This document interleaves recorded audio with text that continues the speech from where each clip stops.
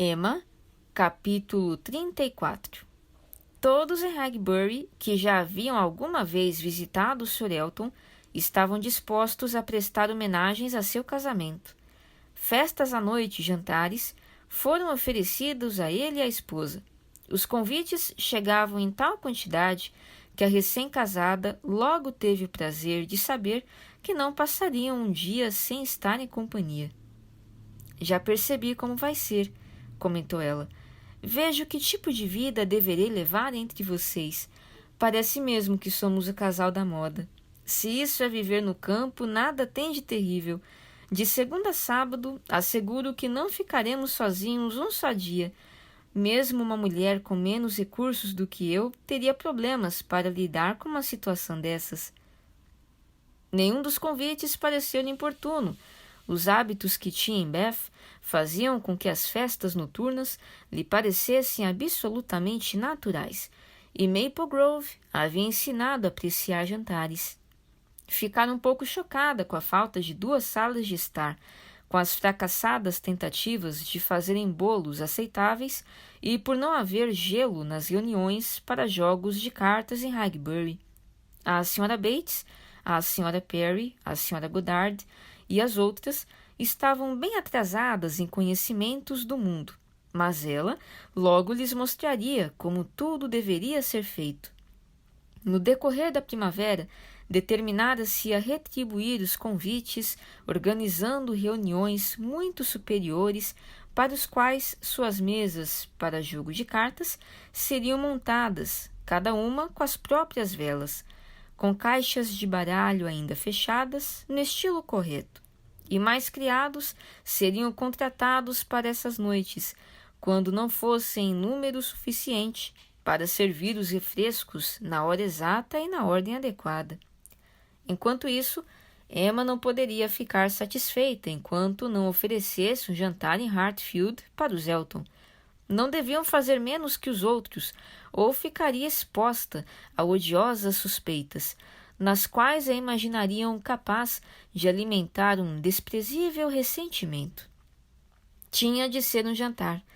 Depois de ouvir a filha falar sobre isso por 10 minutos, o Sr. Woodhouse não pôde se declarar contrário e apenas estipulou que não se sentaria à cabeceira da mesa, seguindo-se a habitual dificuldade em decidir quem então o faria em seu lugar.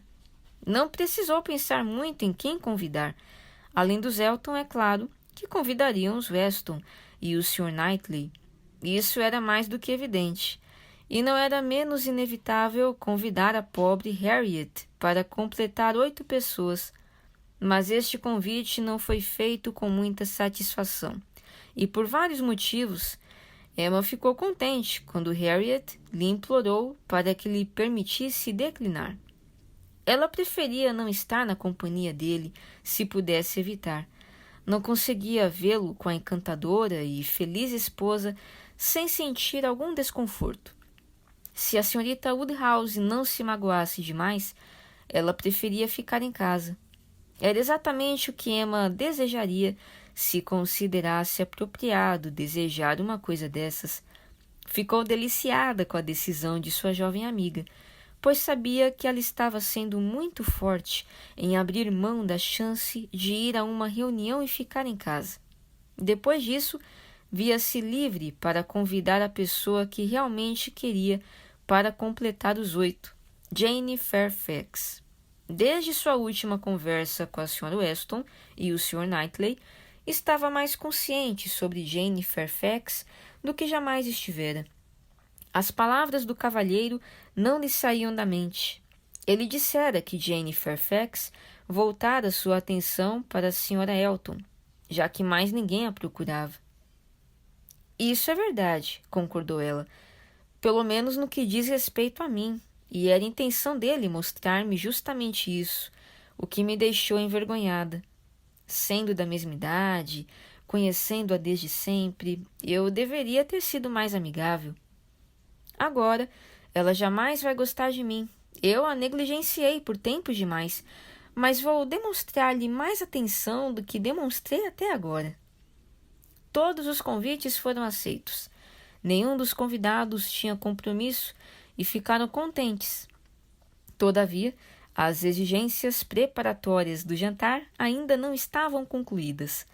Uma circunstância bastante infeliz ocorreu. Os 2 meninos Knightley, mais velhos, deveriam fazer uma visita de algumas semanas ao avô e à tia, na primavera, e o pai propôs levá-los. Quando fizesse, passaria o dia inteiro em Hartfield e esse dia seria exatamente o da festa. As responsabilidades profissionais impediam que o Sr. John Knightley levasse os filhos em outra data, e tanto o pai quanto a filha ficaram perturbados com isso. O Sr. Woodhouse considerava que 8 pessoas em um jantar era o máximo que seus nervos podiam aguentar, e agora veria uma 9ª. Emma considerou que seria uma 9ª pessoa muito aborrecida por não ter possibilidade de ir a Hartfield por 48 horas sem que acabasse tendo de suportar uma festa. Ela confortou o pai melhor do que pôde confortar a si mesma, dizendo que sem dúvida seriam 9, mas o Sr. John Knightley era tão calado que o aumento de barulho seria mínimo. Emma considerou que na verdade era uma mudança triste para ela própria, que o teria sentado à sua frente, com seus olhares graves e conversa relutante, em vez de seu irmão. O evento, afinal, seria mais favorável para o Sr. Woodhouse do que para Emma. John Knightley compareceria sim, mas o Sr. Weston foi subitamente chamado à capital e ficaria fora o dia inteiro. Deveria juntar-se a eles à noite, mas certamente não para o jantar. O Sr. Woodhouse ficou mais tranquilo, e vendo assim, com a chegada dos meninos e a completa compostura do cunhado em aceitar o próprio destino, Emma também ficou mais tranquila. O dia chegou. O grupo reuniu-se pontualmente e o Sr. John Knightley parecia disposto a fazer todo o possível para ser agradável. Em vez de levar o irmão até uma janela enquanto esperavam pelo jantar, ele ficou conversando com a senhorita Fairfax. Para a senhora Elton, tão elegante quanto as rendas e pérolas podiam fazê-la, ele olhou em silêncio, apenas com a finalidade de observar o suficiente para informar Isabela. Mas a senhorita Fairfax era uma velha conhecida, uma moça quieta. Por isso podia falar com ela. Os 2 haviam se encontrado antes do café da manhã, quando o Sr. John Knightley voltava de um passeio com os filhos pequenos, justamente no momento em que começava a chover. Era natural, então, que conversassem sobre o assunto, e ele disse: "Espero, senhorita Fairfax, que não tenha ido muito longe esta manhã, ou, sem dúvida, tenho certeza de que ficou molhada. Nós mal conseguimos chegar em casa a tempo. Espero que tenha voltado imediatamente." "Fui apenas até o correio", informou ela, "e voltei para casa antes de a chuva ficar mais forte. É minha tarefa diária. Sempre vou buscar as cartas quando estou aqui. Ajuda um pouco e é um motivo para sair. Um passeio antes do café da manhã me faz bem." "Mas não um passeio na chuva, imagino." "Não, porém não estava chovendo quando saí." O Sr. John Knightley sorriu e respondeu: "Isso quer dizer que preferiu mesmo dar seu passeio, pois não estava a mais de 10 metros da porta de sua casa quando tive o prazer de encontrá-la.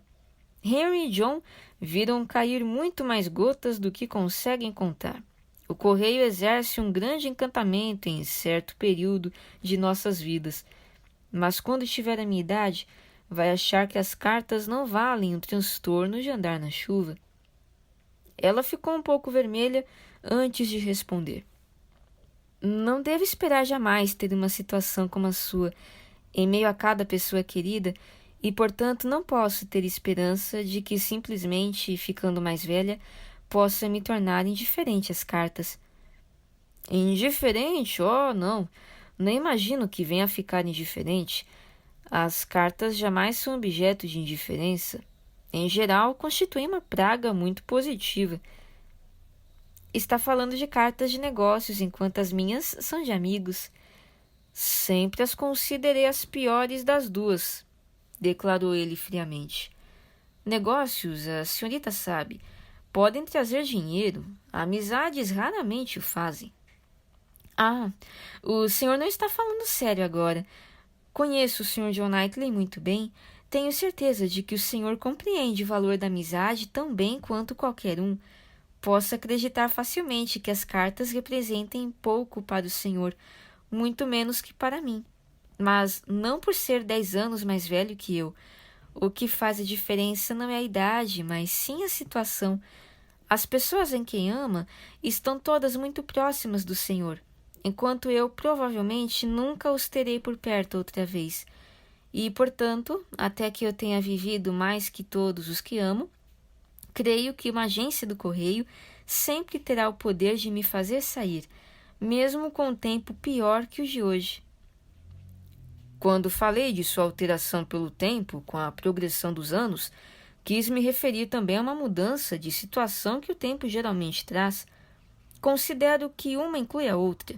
O tempo costuma diminuir o interesse das amizades que deixam de fazer parte do círculo diário, mas esta não é a mudança que imaginei para a senhorita. Como um velho amigo, deve permitir-me esperar, senhorita Fairfax, que daqui a 10 anos tenha tantas afeições nas quais se concentrar quanto tenho. Essas palavras foram ditas de modo gentil e muito distantes de qualquer ofensa.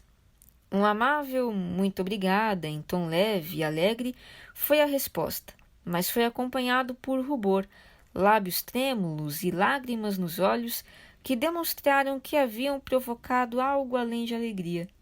A atenção da senhorita Fairfax foi então solicitada pelo Sr. Woodhouse, que chegava finalmente a ela, após, de acordo com seus costumes, nessas ocasiões, percorrer o círculo dos convidados e cumprimentar especialmente as damas, com seu jeito atencioso e suave. O velho cavalheiro disse: Lamento ter sabido, senhorita Fairfax, que esta manhã a senhorita tenha saído na chuva. As jovens damas devem se cuidar muito bem, pois são como plantas delicadas. Devem cuidar da saúde e da compleição. Minha querida, você trocou de meias? Sim, senhor, troquei, e fico muito agradecida por toda a sua preocupação comigo. Minha querida senhorita Fairfax, jovens damas devem sempre despertar preocupação. Espero que suas boas avó e tia estejam bem. São algumas das minhas mais antigas amigas. Eu queria que minha saúde me permitisse ser um vizinho melhor. A senhorita nos honra muito, tendo vindo aqui hoje. Minha filha e eu estamos altamente sensibilizados com sua bondade e temos a maior das satisfações por recebê-la em Hartfield. Depois disso, o bondoso e velho cavalheiro, muito bem educado e de bom coração, foi sentar-se com a satisfação de quem cumprira seu dever, deixando todas as damas à vontade. A essa altura, o passeio na chuva já chegara ao conhecimento da senhora Elton, que declarou seu desagrado a Jane. Minha querida Jane, o que foi que eu vi? Ir até a agência do correio debaixo de chuva? Isso não pode ser feito, lhe garanto. Menina má, como pode fazer uma coisa dessas? Não teria feito isso se eu estivesse cuidando de você. Jane, com toda a paciência, garantiu que não pegara nenhum resfriado. Oh, não venha dizer isso a mim. Você é mesmo uma menina má, que não sabe cuidar de si mesma. A agência do correio, senhora Weston, já ouviu falar de algo assim? Nós duas devemos realmente exercer nossa autoridade. Com certeza, disse a senhora Weston, de forma gentil e persuasiva. Sinto-me tentada a dar meu conselho. Senhorita Fairfax não deve correr tais riscos. Sensível como tem estado a gripes sérias, deveria ser muito cuidadosa, especialmente nesta época do ano. Creio que a primavera sempre requer mais do que simples cuidado. É melhor esperar 1 ou 2 horas, ou até mesmo meio-dia, por suas cartas, do que correr o risco de ter a tosse de volta. Não está sentindo que a tosse está querendo voltar, não é? Sim, eu sei, a senhorita é uma pessoa razoável. Creio que não vai fazer algo assim novamente. Oh, ela não vai mesmo fazer algo assim outra vez. garantiu depressa a Sra. Elton. Não vamos permitir que faça tal coisa outra vez. E, meneando vigorosamente a cabeça, continuou. Devemos tomar alguma providência, sem dúvida. Vou falar com o Sr. E, o homem que traz nossas cartas todas as manhãs. Um dos nossos homens, sempre esqueço seu nome, pode pegar as suas também e entregá-las. Isso vai eliminar qualquer dificuldade. E realmente creio, querida Jane, que não deve ter escrúpulos em aceitar tal oferecimento de nossa parte.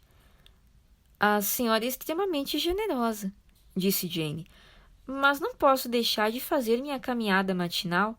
Recebi a recomendação de permanecer ao ar livre tanto quanto for possível e de caminhar durante algum tempo.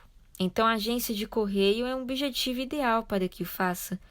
Posso garantir-lhes que jamais tive uma manhã tão ruim como a de hoje.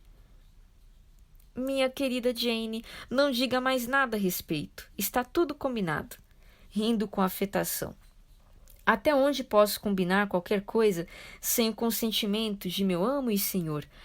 Como sabe, Sr. Weston, nós duas devemos ter cautelas sobre a maneira como nos expressamos, mas tenho confiança, minha querida Jane, de que minha influência exercerá algum efeito. Se eu não encontrar nenhuma barreira insuperável, considere a questão acertada. Perdoe-me, declarou Jane, muito séria, mas não posso de forma alguma consentir nesse arranjo, que seria tão trabalhoso para seu criado. Se a caminhada não fosse um prazer para mim, esse trabalho poderia ser feito por uma serva de minha avó, como, aliás, acontece quando não estou aqui. Oh, minha querida, mas Perry tem tanto a fazer e é uma gentileza ter algo para nossos homens fazerem. Jane parecia não estar disposta a ceder, mas, em vez de responder, começou a falar novamente com o Sr. John Knightley. A agência do correio é um maravilhoso estabelecimento, disse ela. A regularidade e presteza deles, se pensamos em tudo o que é preciso fazer e em tudo o que fazem tão bem, é de fato muito surpreendente. Sim, é um serviço certamente bem controlado. Tão bem que é muito raro acontecer qualquer tipo de negligência ou mal-entendido. Tão raramente que apenas uma carta é entregue em endereço errado, entre as milhares que vão de um lado a outro do reino constantemente. Imagino que não seja perdida, nem sequer uma em 1.000.000. E quando consideramos a variedade de caligrafias, assim como a existência também de más caligrafias que devem ser decifradas, só faz aumentar a maravilha. Os funcionários tornam-se especialistas nisso com o passar do tempo. Eles precisam ter acuidade de visão e habilidade com as mãos para começar depois a prática. Os torna melhores.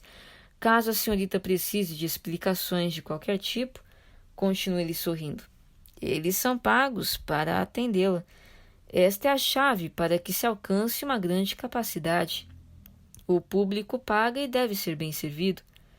As variedades de escrita manual foram debatidas e foram feitas as observações de costume. Verifiquei, contou John Knightley, que o mesmo tipo de caligrafia geralmente predomina em uma família, e onde o mesmo professor ensina, o que é absolutamente natural. Mas por esta razão, imagino que as letras bonitas são principalmente femininas, porque os rapazes recebem pouco ensino de caligrafia após certa idade e conservam um pouco jeito para escrever que tenham aprendido até então. Isabel e Emma, creio, escrevem de modo muito parecido. Eu mesmo nem sempre consigo distinguir a caligrafia de uma e de outra. Sim, confirmou o irmão dele hesitante. Existe uma semelhança. Sei o que quer dizer, porém a mão de Emma é mais forte. Isabela e Emma, as duas escrevem de forma muito bela, disse o Sr. Woodhouse. E sempre escreveram, assim como também a pobre Sra. Weston, declarou ele com meio suspiro e meio sorriso para ela. Nunca vi a caligrafia de um cavalheiro, começou Emma. Nesse instante olhou para a Sra. Weston e calou-se ao perceber que a Sra. Weston dava sua atenção a outra pessoa e a pausa lhe deu tempo para refletir. E agora, Como vou fazer para falar nele? Devo mencionar seu nome diante de tantas pessoas? Será que seria melhor se eu lançasse mão de uma frase que fizesse um rodeio? Seu amigo de Yorkshire, seu correspondente de Yorkshire. Este seria o melhor modo, suponho, se eu estivesse mesmo mal. Não, posso perfeitamente pronunciar o nome dele sem nenhuma perturbação. É mais do que evidente que estou ficando melhor a cada dia. Agora vamos a isso. A Sra. Weston ficou livre novamente e Emma recomeçou. O Sr. Frank Churchill tem uma das melhores caligrafias de cavalheiro que já vi. Eu não a admiro, rebateu o Sr. Knightley. A letra dele é muito pequena, falta de força, é como a escrita de uma mulher. E isso não foi aceito por nenhuma das damas. Elas vingaram-se da grande calúnia. Não, absolutamente não faltava força à letra dele. Não é uma letra grande, mas é muito clara e certamente forte. Por acaso a Sra. Weston não teria nenhuma carta dele consigo para mostrar? Não. Ela havia recebido uma carta do enteado recentemente, mas a havia guardado depois de tê-la respondido. Se estivéssemos na outra sala, afirmou Emma, se eu tivesse aqui à minha mesa de escrever, tenho certeza de que conseguiria encontrar um exemplo. Tem um bilhete dele. Lembra-se, Sr. Weston, de ter pedido a ele que uma vez escrevesse para mim em seu lugar? Ele pediu-me que o deixasse escrever. Bem, tenho esse bilhete e poderei mostrá-lo depois do jantar para convencer o Sr. Knightley. Oh, quando um jovem cavalheiro galante como o Sr. Frank Churchill, retrucou secamente o Sr. Knightley, escreve para uma bela dama como a senhorita Woodhouse, é mais do que certo que o faz com o maior dos empenhos. O jantar foi servido e a Sra. Elton estava de pé antes que fosse chamada.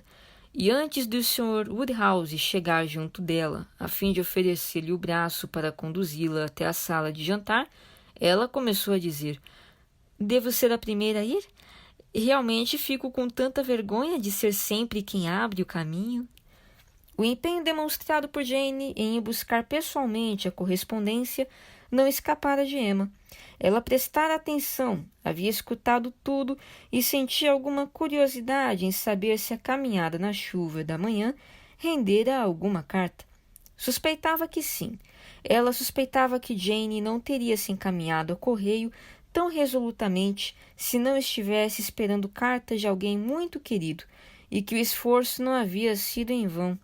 Parecia-lhe até que no rosto da moça havia uma expressão de felicidade que não era usual. Uma luminosidade que era tanto própria da pele quanto advinda de um mais elevado estado de espírito. Emma poderia ter feito uma ou duas perguntas a respeito da expedição e do preço de selos de cartas para a Irlanda.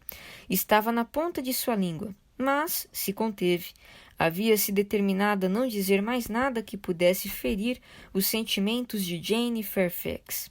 Seguiram as demais damas que saíam da sala de braços dados, com uma expressão de boa vontade que favorecia muito a beleza e graça das duas.